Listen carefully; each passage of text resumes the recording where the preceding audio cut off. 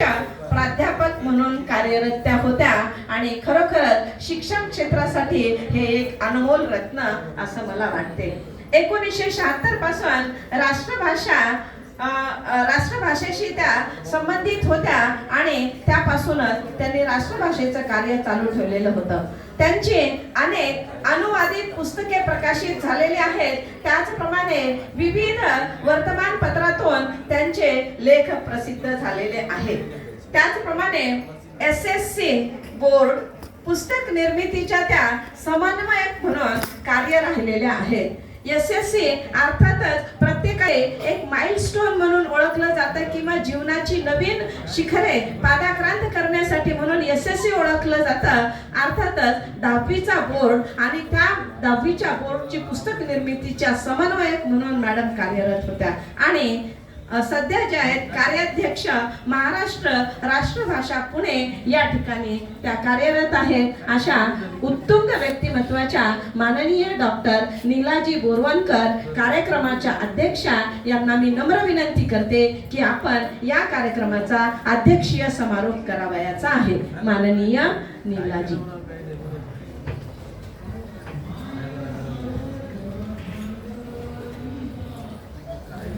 या देवी सर्वभूतेषु वाक्रूपेण संस्थिता नमस्तस्यै नमस्तस्यै नमस्तस्यै नमो नमः। माँ सरस्वती तथा भगवान महावीर को प्रणाम करते हुए मैं अपने मंतव्य का प्रारंभ कर रही हूँ।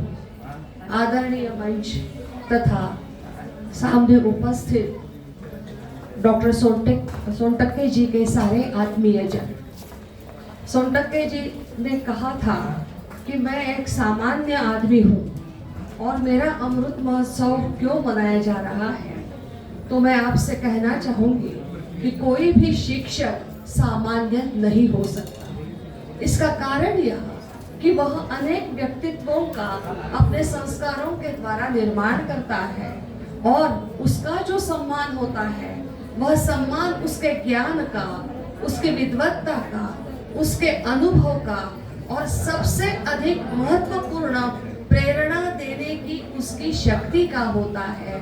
सर, आप अनेकों के प्रेरणा स्रोत बने हुए हैं और यही कारण है कि इतने बड़ी संख्या में ये आपके सारे छात्र हो, आपके सारे सुहृद हो यहाँ पर उपस्थित हुए हैं।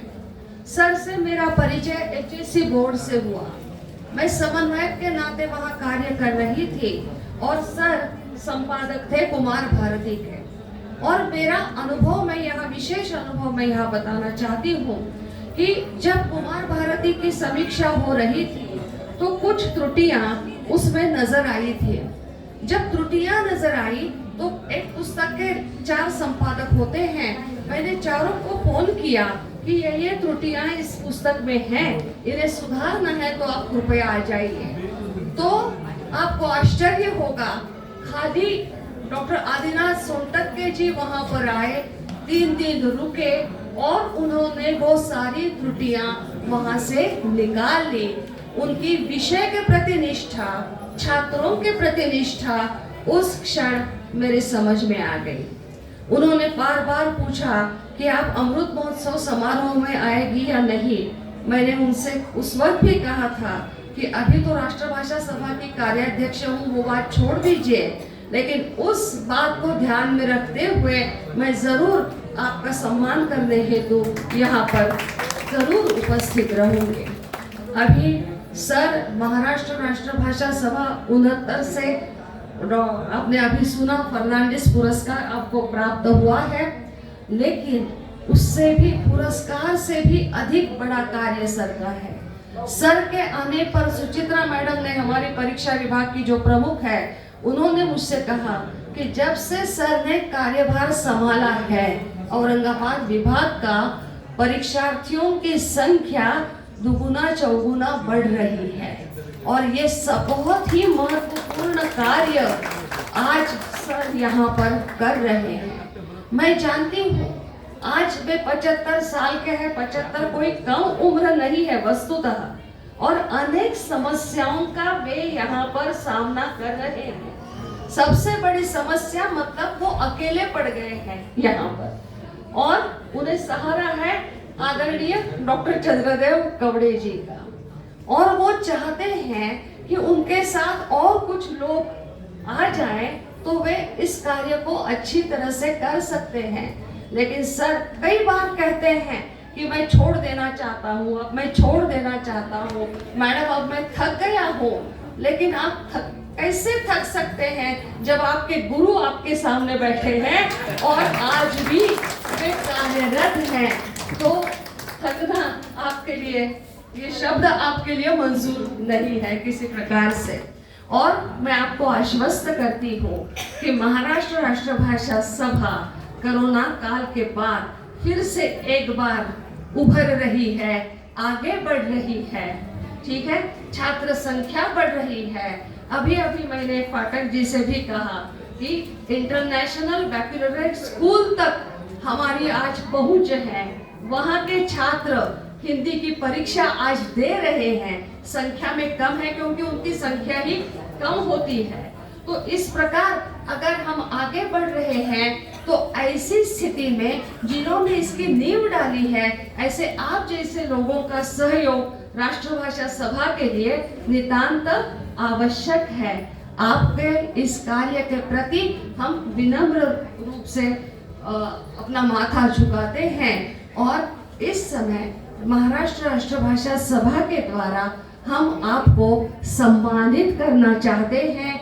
इसके लिए महाराष्ट्र राष्ट्रभाषा सभा के उपाध्यक्ष आदरणीय पुरुषोत्तम पगारे जी, आपके गुरु डॉक्टर चंद्रदेव कवड़े जी, हमारे वित्त विभाग के प्रमुख श्री श्रीपाद भोम, हमारी परीक्षा विभाग प्रमुख सुचित्रा कुलकर्णी, इन सबको मैं आगे बुलाती हूँ कि हम सर को महाराष्ट्र राष्ट्रभाषा सभा की ओर से सम्मानित करेंगे। इतना ही कहूंगे।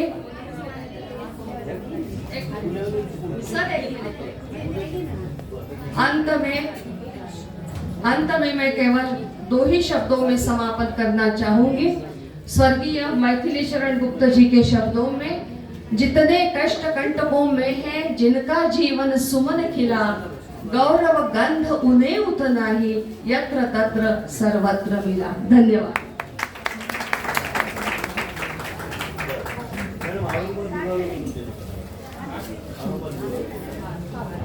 हाँ ठीक आहे।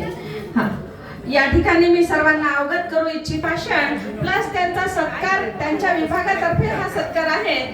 म्हणून त्यांचं जे अध्यक्षीय समारोपाचं मनोगताचं आणि सत्कारांचं भाषण मी आता घेतलेलं आहे। कारण काय, आपल्याला आणखीन महत्त्वाचं ऐकायचं जे आहे म्हणजे सरांचं मनोगत आणि सरांचे आभार। म्हणजे आपण सर्वजण विविध ठिकाणावरून जे आलेलो आहोत, तर सरांच्या मनोगतातून सत्काराला उत्तर आपल्याला ऐकायचं आहे। अजेंडा हा अशा प्रकारचा जो आहे अध्यक्षीय समारोपानंतर नसतो, परंतु या ठिकाणी सरांचा जो सत्कार होत आहे त्यांच्या विभागातर्फे होणार होता, म्हणून थोडासा हा बदल असा केलेला आहे। आभारापूर्वी सरांचं मनोगत, सर विभागीय कार्यालय जे आहे, केंद्रीय कार्यालय पुणे आणि विभागीय कार्यालय औरंगाबाद यांच्यातर्फे हा सत्कार होत आहे। हा पुणेच आहे। त्याच्यानंतर महाराष्ट्र राष्ट्रभाषा पुणे यांच्यातर्फे हा सत्कार केला जात आहे। खरोखरच सर, आता मॅडमनी जे मनोगत व्यक्त केलं त्या मनोगतातून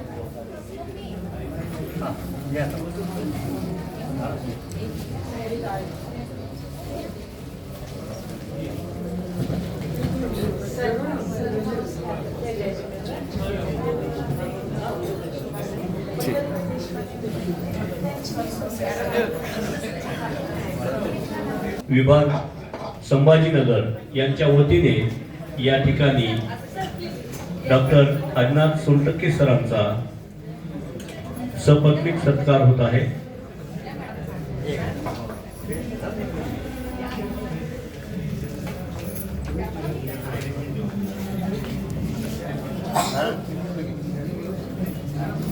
महाराष्ट्र राष्ट्रभाषा सभा पुणे विभागीय कार्यालय संभाजीनगर यांच्या वतीने हा सत्कार या ठिकाणी होत आहे।